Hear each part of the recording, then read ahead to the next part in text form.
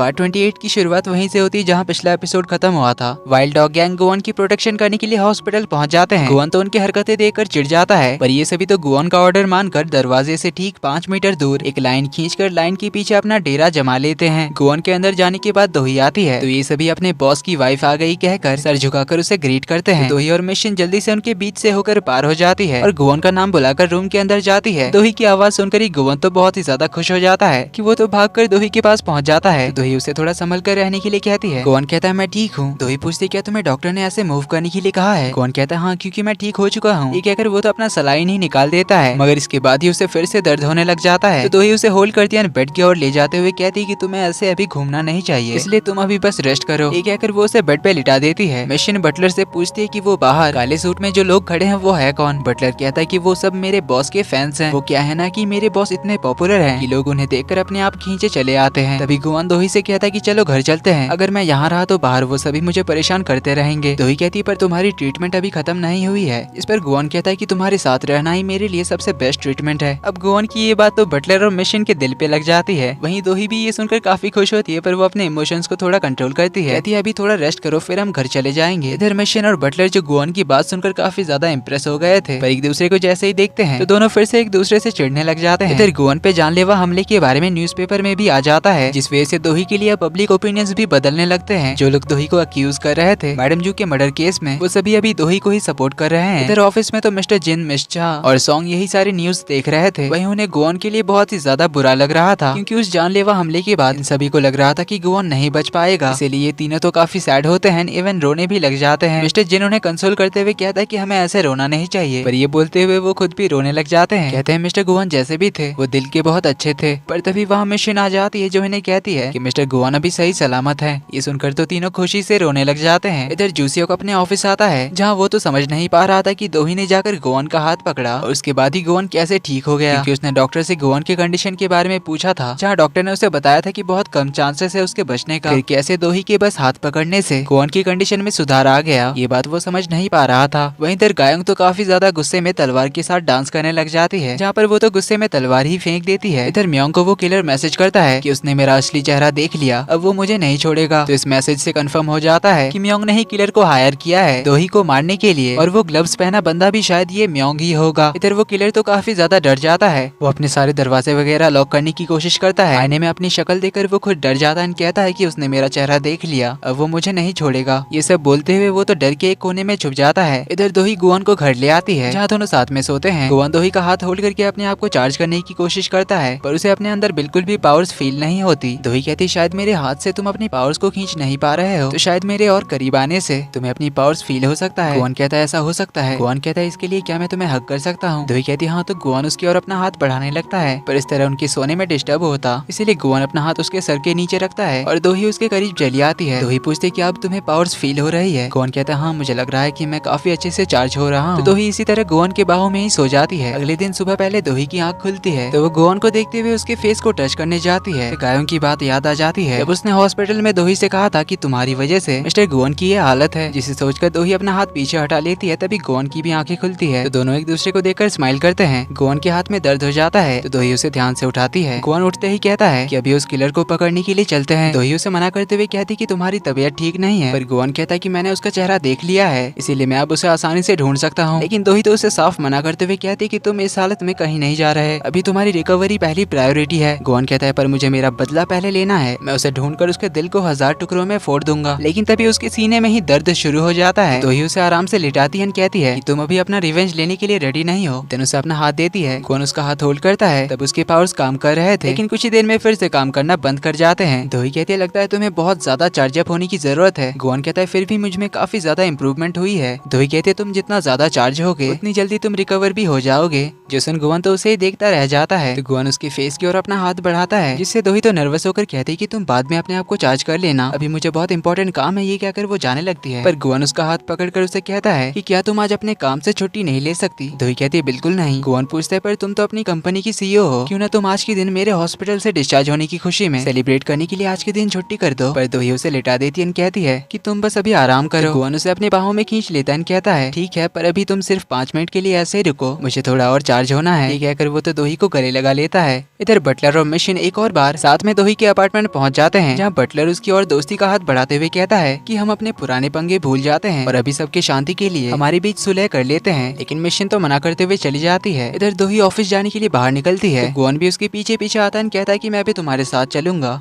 दोही कहती तुम अभी अभी मौत के चंगुल से बाहर निकले हो और तुम अभी पूरी तरह से रिकवर नहीं हुए हो, इसीलिए घर पे रुककर आराम करो। ये कहकर जाने लगती है तो गुआन उसे फिर से रोकता है, कहता है कि देखा ना किलर ने मेरा क्या हाल किया, पता नहीं वो तुम्हारे साथ भी कुछ भी कर सकता है। दोही कहती है डोंट वरी, मेरे ऑफिस में और भी बॉडीगार्ड्स हैं। गुआन कहता है ऐसे सिचुएशन में मैं किसी और पे भरोसा नहीं कर सकता, क्या होगा अगर वो किलर तुम्हारा बॉडीगार्ड बनकर ही आ गया तो, इसीलिए मैं ही तुम्हें प्रोटेक्ट करूंगा। ये कहकर वो दोही को लेकर जाने लगता है, पर बटलर उसे रोकते हुए कहता है कि मैं आपको ऐसी हालत में बाहर नहीं जाने दे सकता। गुआन बार बार उसे हटने के लिए कहता है, लेकिन बटलर तो हटने का नाम ही नहीं लेता। कहता है कि एज आपका बटलर आपका ध्यान रखना मेरा फर्ज है, इसीलिए इस हालत में मैं आपको कहीं भी जाने नहीं दे सकता। जिस पर गुआन कहता है ठीक है फिर मैं तुम्हें आज से तुम्हारे बटलर के पोजीशन से निकालता हूँ, इसीलिए अब मेरे रास्ते से हटो। दोही कहती है जिद मत करो, बटलर पार्क सही कह रहे हैं। तीनों में इस बात को लेकर बहस शुरू हो जाती है, तो मिशन कहती है कि मेरे पास एक अच्छा आइडिया है। सीन कट होता है, चारों दोही के कार में होते हैं। तो मिशन का आइडिया था कि गुआन दोही को प्रोटेक्ट करने के लिए रहेगा और बटलर गुआन को प्रोटेक्ट करने के लिए। लेकिन गुआन तो बटलर को शो की तैयारी करने जाने के लिए कहता है। बटलर बताता है कि शो को मैंने अभी होल्ड पे रखा है, आप पूरी तरह से रिकवर हो जाएंगे, उसके बाद ही सब कुछ शुरू होगा। तो दोही गुआन का हाथ होल्ड करती है, कहती है तुम्हें जब भी अपने आप को चार्ज करने का मन करे तो मेरे हाथ को होल्ड कर लेना, इससे जल्दी तुम रिकवर हो जाओगे। गुआन कहता है तुमने तो इसके लिए मुझे पहले बहुत डांटा था और किसी के सामने हाथ पकड़ने से मना किया था। इस पर दोही कहती कि अब हम ऑफिशियली मैरिड कपल हैं, तो अब हम जब चाहे एक दूसरे का हाथ होल्ड कर सकते हैं। इस सुनकर तो गुआन बहुत खुश होता है और दोही भी स्माइल करती है। इधर वो फेमस यूट्यूबर गुआन और दोही के कहने पर सारा सच लाइव आकर बता देता है, मुझे एक अनजान पर्सन ने ये सब कहने के लिए कहा था, दोही ने मैडम जो को मारा है, पर इस वजह से मैंने मिसेस दोही की इमेज को बहुत खराब किया है, इसके लिए मैं सबके सामने माफी चाहता हूँ। अब इसके इस वीडियो के बाद तो दोही को जो लोग क्रिटिसाइज कर रहे थे वो सभी अब दोही के लिए पॉजिटिव बातें कर रहे थे और उसके लिए सिंपैथी भी दिखा रहे थे गुआन पे जो हमला हुआ उस वजह से। इधर मिस्टर जिन बताते हैं कि आज ऑफिस में हमारे मैडम दोही के साथ उनके हस्बैंड मिस्टर गुआन जो कि सुनवाल फाउंडेशन के डायरेक्टर हैं, दोनों आ रहे हैं। साथ में सुनवाल फाउंडेशन के जनरल मैनेजर भी आज आएंगे। मिस शाह तो पहले से ही जनरल मैनेजर पे लाइन मारने के लिए तैयार होने लग जाती है, क्योंकि जब डायरेक्टर इतना हैंडसम है तो मैनेजर भी हैंडसम ही होगा। तभी वहाँ पर उनकी एंट्री होती है। मिस शाह की नजरें तो जनरल मैनेजर को ही ढूंढ रही थी, तो वे इस साइड से देखते ही कि गुआन और दोही के पीछे सूट बूट में एक और लड़का काफी स्टाइल से आ रहा है, लेकिन वो तो अपने बटलर पार्क निकलते हैं, जिसे देखकर ये सभी तो हैरान हो जाते हैं। कहते हैं कि ये तो वही है ना जिसे मिशन ने मारा था। तो बटलर अपना इंट्रो देते हुए कहता है कि उस दिन के लिए सॉरी, पर मैं सुनवाल फाउंडेशन का जनरल मैनेजर हूँ। तभी अचानक से सॉन्ग पार्टी पॉपर फोड़ देता है, इसकी आवाज से तो सभी लोग डर जाते हैं। गुआन तो दोही के गले लग जाता है, वहीं अपने बटलर भाई साहब तो मिशन के गोदी पे चढ़ जाते हैं, तो बाकी सब सॉन्ग को डांटने लग जाते हैं। सॉन्ग कहता है कि मैंने तो बस मिस्टर गुआन के हॉस्पिटल से डिस्चार्ज होने की खुशी में सेलिब्रेट करने का सोचा था, पर तभी इन सब की नजर पड़ती है बटलर और मिशन पर, जिसे देखकर ये लोग तो हैरान रह जाते हैं। तो मिशन बटलर को छोड़ देती है, जिससे वो नीचे गिर जाता है। इसके बाद सभी मीटिंग में होते हैं, जहाँ मिस्टर जिन बताते हैं कि दोही के खिलाफ जो पब्लिक क्रिटिसिज्म हो रही थी उन सभी से अब पॉजिटिव रिस्पॉन्स आ रहा है और अब आपको लेकर पब्लिक का ओपिनियन पूरी तरह से बदल चुका है। आपके और मिस्टर गुआन के बारे में अब सिर्फ अच्छी बातें ही सब लोग कर रहे हैं। इवन अब तो पब्लिक ही मिस्टर गुआन पर जिसने हमला किया और आपको जिसने इस केस में झूठा फंसाया है उस बारे में जानने के लिए गॉसिप कर रहे हैं, इसीलिए अभी आपको चेयरमैन बनने से कोई नहीं रोक सकता। और इसमें गुआन का भी बहुत बड़ा हाथ है, इसीलिए सभी लोग उसे भी थैंक्स कहते हैं। सॉन्ग कहता है कि मैंने आपके स्वागत के लिए एक केक भी लाया था। केक का नाम सुनकर ही गुआन तो बड़ा एक्साइटेड हो जाता है, क्योंकि केक उसका सबसे फेवरेट जो है। तो वो सभी गुआन के डिस्चार्ज की खुशी में गाना गाते हैं। गुआन कैंडल्स बुझाने गया ही था, तभी ये लोग उसके और पेपर रोल्स उड़ा देते हैं, जिसमें से एक दो कैंडल के ऊपर गिरने की वजह से जल जाते हैं। और आग को देखकर ही गुआन को अपने सपने में देखा हुआ जलने की मेमोरी आती है, इसमें वो खुद जल रहा था और इससे गुआन तो बहुत ही ज्यादा घबरा जाता है। तो इसी के साथ इस पार्ट का एंड यहीं पर होता है। वीडियो पसंद आई तो वीडियो को लाइक कर देना, चैनल पर पहली बार आए तो do subscribe and hit the bell icon. जल्दी ही मिलते हैं अगले पार्ट में, तब तक के लिए take care and bye bye.